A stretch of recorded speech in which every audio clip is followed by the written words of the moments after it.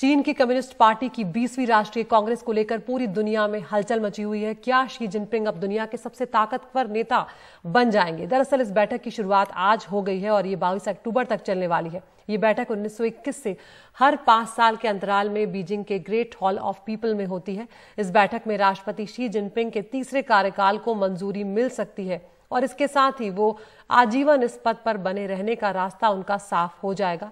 इस बीच शी के खिलाफ बीजिंग में असाधारण प्रदर्शन भी देखने को मिल रहा है। बीजिंग में एक फ्लाईओवर पर शी जिनपिंग के खिलाफ बैनर लगाया गया और इस पर लिखा था कि जिनपिंग गद्दार और तानाशाह हैं। साथ ही शी को हटाने और जीरो कोरोना नीति को खत्म करने की मांग भी उठाई गई। शी जिनपिंग का विरोध सोशल मीडिया पर भी वायरल हुआ।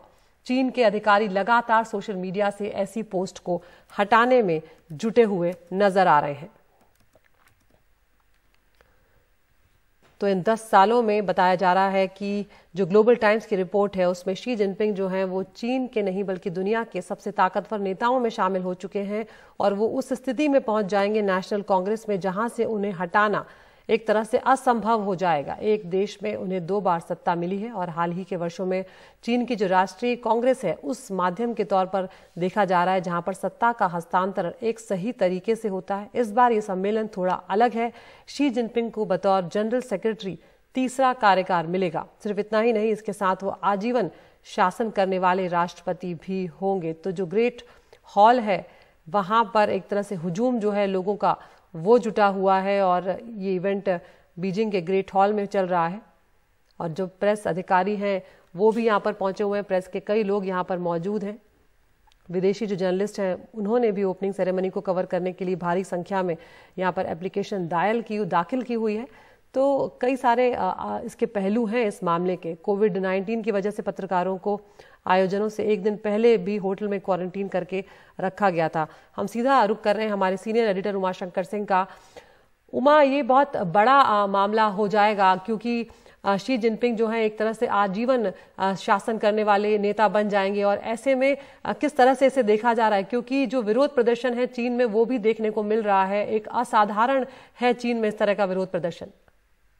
जी बिल्कुल, चीन में विरोध प्रदर्शन जो है वो असाधारण है, लेकिन इस बीच आज जो ये कांग्रेस जो शुरू हुई है कम्युनिस्ट पार्टी की, इसमें जो आपने जैसा कि आपने कहा कि एक बड़ा फैसला लिया जाना है। जो 2018 में जो रूल बदला गया था कि 2 बार से अधिक कार्यकाल नहीं हो सकता, तो तीसरा कार्यकाल जो है वो 5 साल के लिए मिल सकता है। और साथ ही जिस तरह से एक मजबूत पकड़ शी जिनपिंग की है, इससे ये माना जा रहा है कि ताउम्र जो है वो जो राष्ट्रपति हैं चीन के वो बने रहेंगे।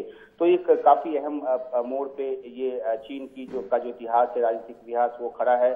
और ये भी कहा जा रहा है कि माओ से तुंग के बाद ये सबसे जो पकड़ वाले और सबसे मजबूत जो नेता हैं वो बनकर उभरे हैं। एक अहम बात ये भी है कि जो पोलिट ब्यूरो है उसमें जो तमाम जो 7 मेंबर हैं वो भी रिटायरमेंट की एज पर हैं और इनके सामने कोई दूसरा नेता जो है वो नजर नहीं आता। हालांकि इनके कार्यकाल में चीन में आर्थिक मंदी भी आई है, जो आर्थिक विकास है वो स्लो हुआ है, वो धीमा पड़ा है, लेकिन इस सब के बावजूद जिस तरह से उनकी पकड़ बनी है, तो ये काफी एक अहम बैठक जो है वो शुरू हुई है। अगले कई दिनों तक ये चलेगी और इसमें बड़ा फैसला यही निकलकर सामने आएगा कि ये तीसरे टर्म के लिए इनको चुना जाएगा।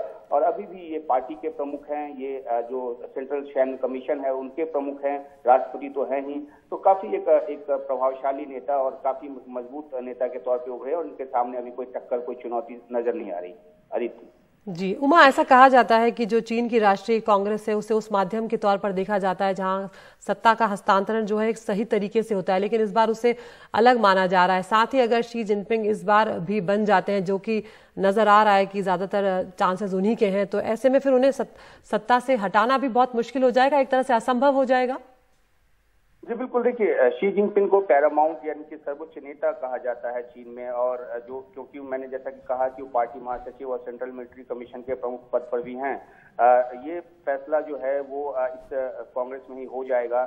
लेकिन जहां तक राष्ट्रपति पद पे बने रहने का फैसला की बात है, जो नेशनल पीपुल्स कांग्रेस होता है जिसका आयोजन की 2023 में होना है, तो इस पे फैसला उस समय होगा। लेकिन क्योंकि ये कांग्रेस जो है इसमें तमाम जो नीतिगत पार्टी की जो नीतिगत बातें हैं उसको लेकर फैसले हो जाते हैं, तो ऐसे में ये एक बड़ा संदेश उन नेताओं के लिए है जो शी को टक्कर देने की कोशिश में थे। हालांकि कोई भी मुखर रूप में शी जिनपिंग की जो का जो विरोध है वो नहीं करता है, क्योंकि वहाँ जिस तरह की व्यवस्था है और जिस तरह से एक एक एक, एक अपना तानाशाही रवैया लेकर शी चलते हैं, ऐसे में तमाम नेताओं को इस बात की चिंता होती है कि अगर उनको एक विकल्प के तौर पे देखा गया तो उनके लिए दिक्कत हो सकती है। तो अब ये जो कांग्रेस है वो शुरू हुआ है, अगले कई दिनों तक चलेगा और देखना है कि किस तरह से अगर कोई भी विरोध का सुर निकल कर आता है तो किस रूप में आता है, जिसकी गुंजाइश बिल्कुल कम है। और जो विरोध प्रदर्शन चल रहे हैं उसको भी किसी न किसी तौर पे वहाँ पे